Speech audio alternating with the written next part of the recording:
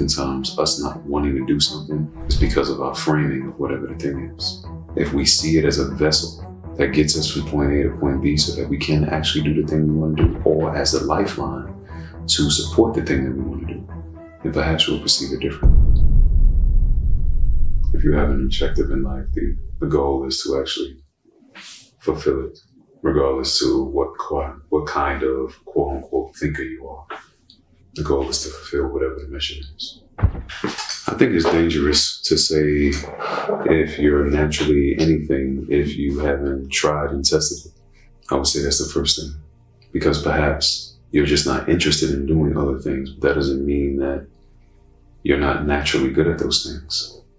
You just never really gave yourself a chance. Because in a lot of instances, the things that you are interested in, you're not naturally good at either. But you focused on them. And you became good because you focused on them.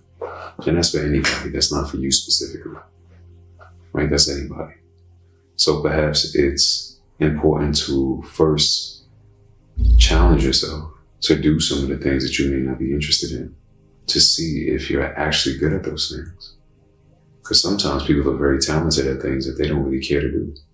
You have some people that are really like naturally great dancers, but they don't care to dance. And you have some people that love to dance, but they cannot dance.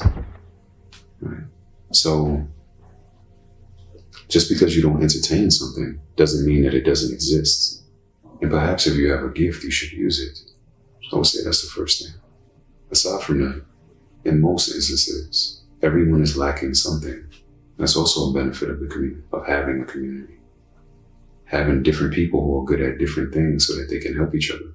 So the objective is to surround yourself with people who can help you and be a part of communities that you can help so that you can grow together. Not necessarily trying to be something that you're not, but also exploring yourself enough to know who you are, and what you're not. Give yourself a shot before you start discrediting your capability and seeking others to do things that you could have potentially done yourself, within context, of course, because perhaps we can do most things ourselves, but it's not actually most beneficial for us to try to do everything ourselves.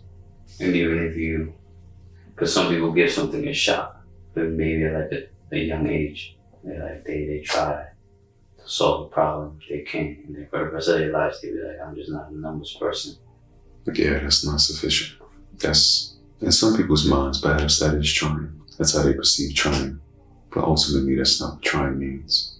Trying means doing something continuously for an extended period of time, really attempting to get good at it. And one of the ways to know if something is really not you is actually being good at it and still not enjoying it. Because oftentimes people enjoy what they're good at. So if you're actually good at something and you don't enjoy it, then chances are it's really not you. So it's the combination of enjoying and becoming good at something. Yes. Because in life, there are going to be plenty of things you're going to have to do that you don't want to do. Don't want to smile on your face and do them well.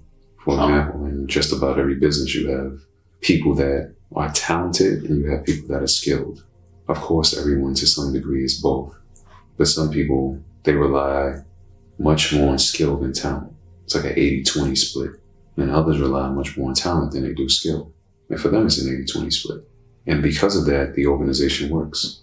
You have some people that are just like floating. It's like, this is just so natural for them. And you got other people that's behind the scenes that are really doing all of them, checking all of the boxes to make sure that that person who's on the forefront, let's say the CEO of the organization, can be the CEO of the organization. But in order to maintain a business, that 20%, that may not be the talent of the CEO, that may be the skill, where they have to come into the organization and have these quarterly meetings to really speak about numbers and projections and etc. It's also necessary because that's the part that creates the structure or nurtures the structure.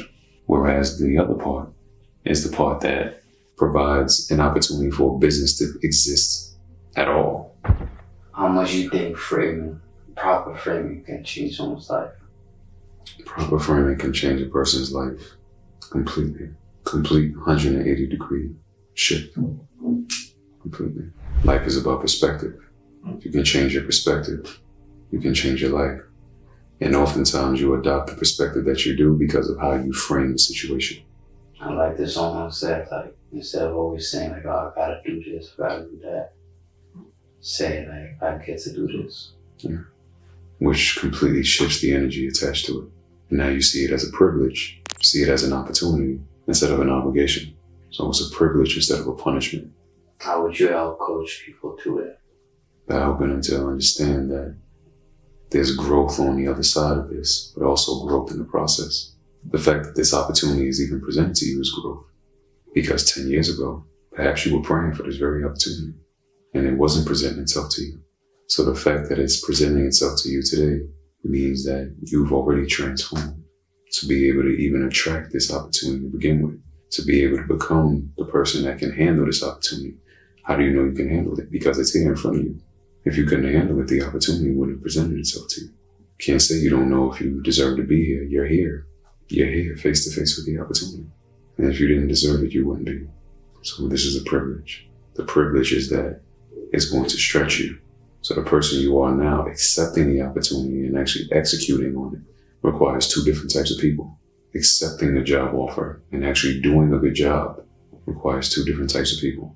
The person you were stops the first day of the job, and you embark on becoming the person that you can be if you stick around long enough to be stretched and allow that to become the norm. Life is a privilege.